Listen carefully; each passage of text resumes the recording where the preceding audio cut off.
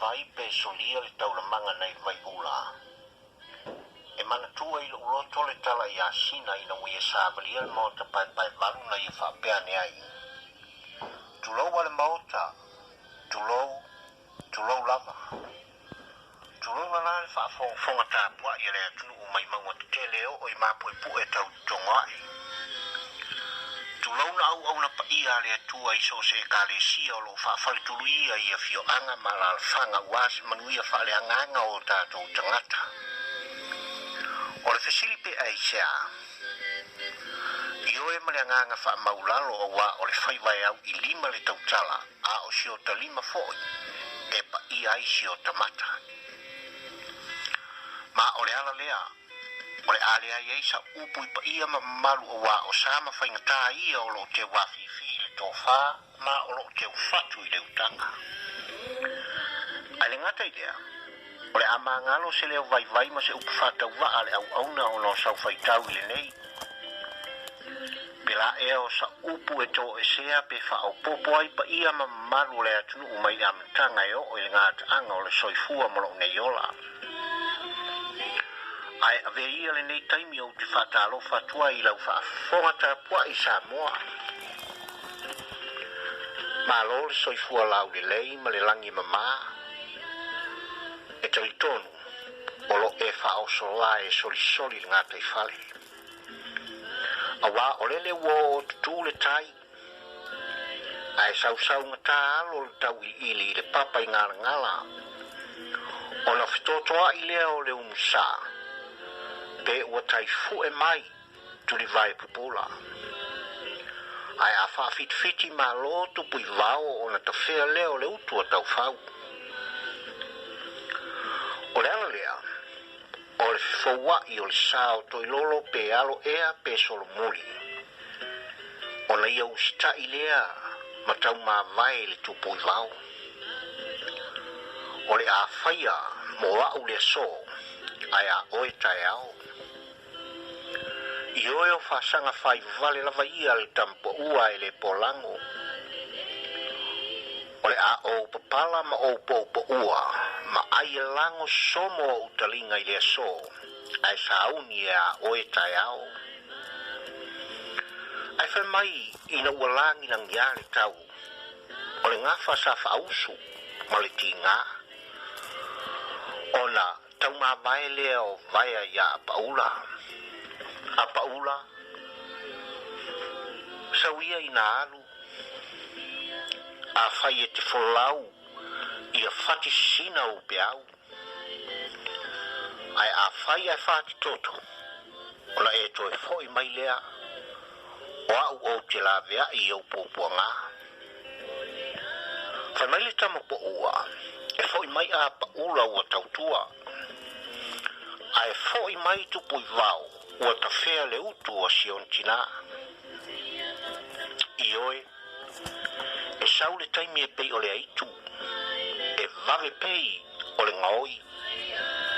Ai fai fo'i o le sa o aso le olanga. Ai a vilu utu ai ma le alofa. I oe, e fai fo'i o le fia, tau feu o le atu aloa. Ai le tu mama ina lava, e le matua moa. Fai mai e fai fo'i le nauna watu i le tai au.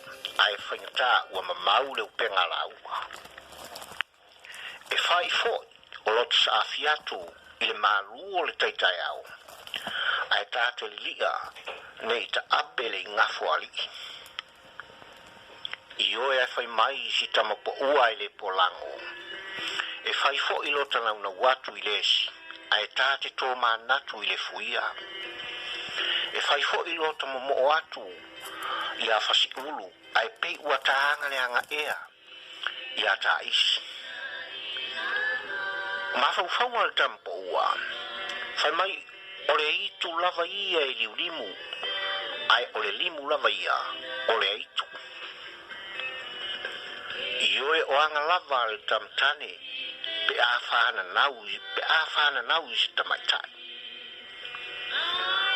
Ona, fasalea e mapu ai ona ngona whaari o le pō.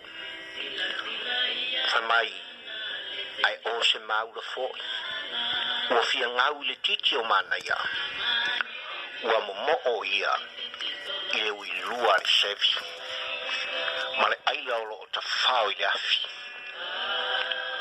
ua moe fo'ofo'i i le aluga sa fa'amafiti e le pe'a fa'ailo o le tuitoga ua moe taufagu ma ua moe masalosalo nei isi'i o ia e lago a le Tama Poua e le Polago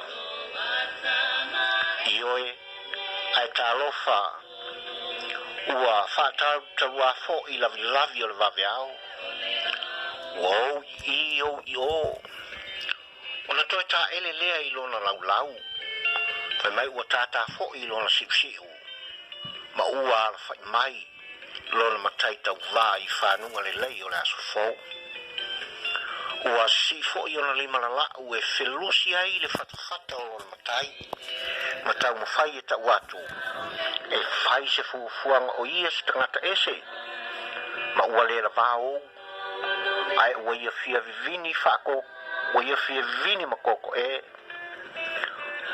o le anana fo'i ona vai awa ua ia fia solo ua fia ai fo'i ma le afu ana mea ai e le fia ta oto e mana o e whanau sa'o lan tama ma le tinga o whasanga whakpapa feilo na ale ali papala ai le Polago ma ua whatusa le Tama Poua e le Polago na uso a tangata ua whai malatou masani le whaavalea fia whaauaunaga ma sui tau vao le palota i so se paia inga o lavi o le vaveao a whai la e te tau o ia le vā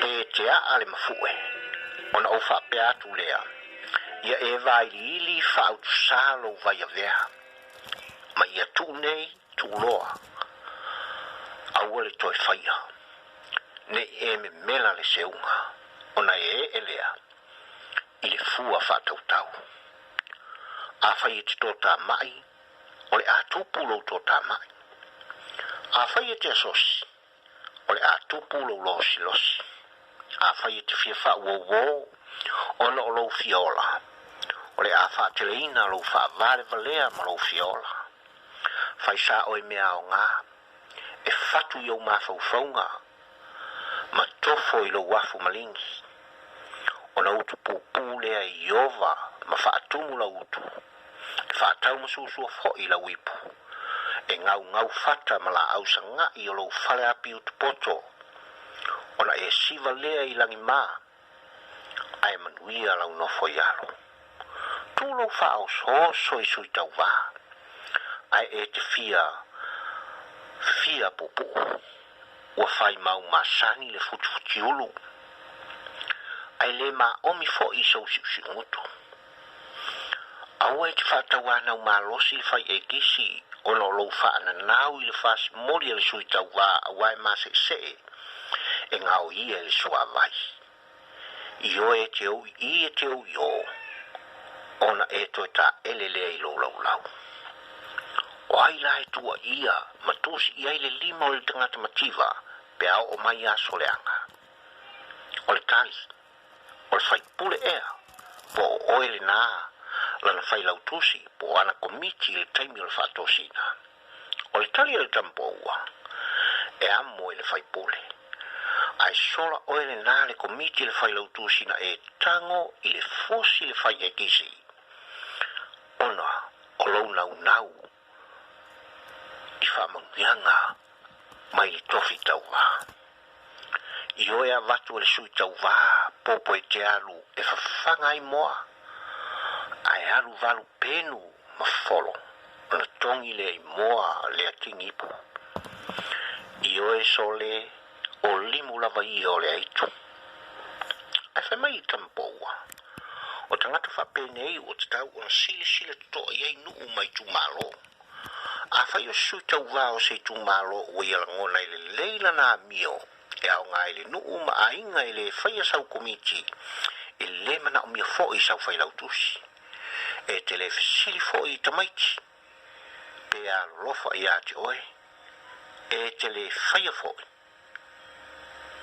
ai o lava i latou e palota mo oe.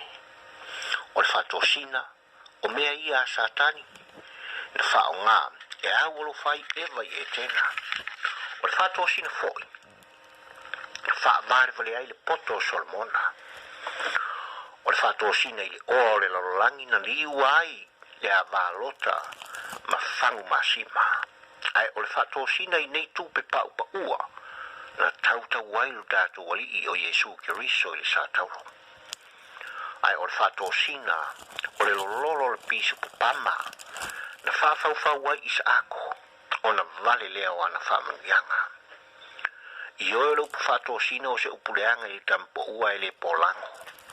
O le upu whatosina e winga tutusa ma le tau whaavalea, tau whaasese, tau mai lei, whanga pusi, whai maun, folo folpen, lau alelo, su e so e fisi, te tau ma tau penga, whaatau atapi, moe veve, ia pole moe tele noa pe moe pili mafoi. E tele na wā upua na mua e winga tutusa ma le whatosina. Aile Tama Poua la vaia, whai mai e mātanga. O sos tangata fo ila nā te whaonga se whatosina. Whai mai le li Poua, e tuai ai whai mai. Ai o le unga, e te moe le lavlavai le ala o le mativa. I oe, whai mai le Tama Poua, o lavi o le waweao, o manu whausu o le tūlinga. E ave elona matai e tuturi pua ai vau. Mai alanga le tūlinga ai tau lavi pua whanua. Ona le au lea ai wana o ngu. Ona tū vai tolu ai wha alo vai tasi. E fui le ele o le suanga. Ai a tau i pua ai vau. Ona u tasi lea. E te tafi fo i le suanga i ona mayu. Fato ao so fai ai lea o se pua nifo.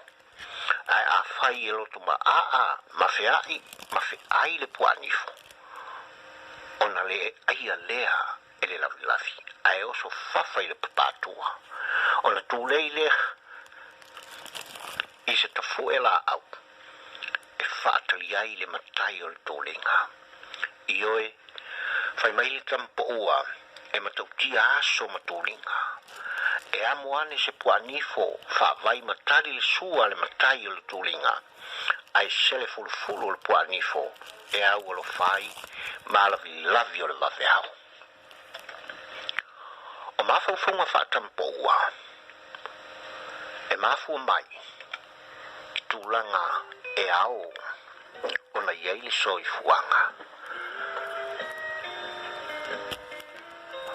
I ao ngane i mafaufauga a wale whaafonga le tātou atu.